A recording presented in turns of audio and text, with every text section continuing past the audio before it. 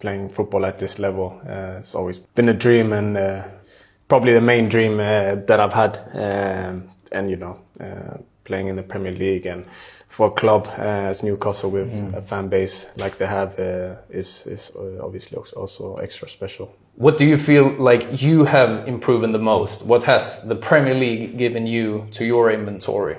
I would probably say I'm the same player as I was in Spain. So more of a complete player.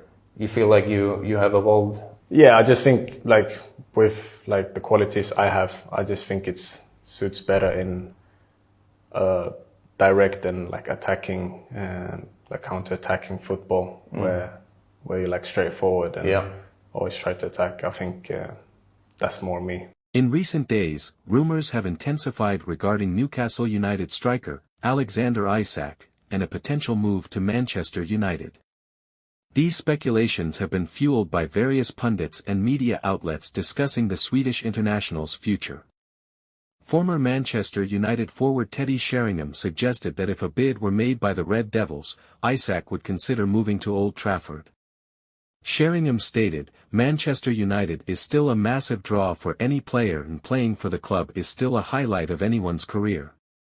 However, not all share this perspective. Football pundit Jamie Carragher dismissed the notion of Isak joining Manchester United, labeling it absurd.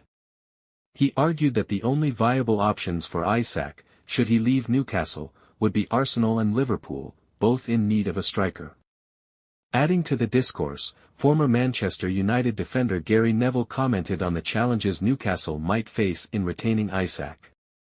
He mentioned that players of Isak's caliber might be drawn to clubs like Real Madrid, Liverpool, Manchester United, and Bayern Munich. Despite the swirling rumors, Newcastle United reportedly has no intention of selling Isak.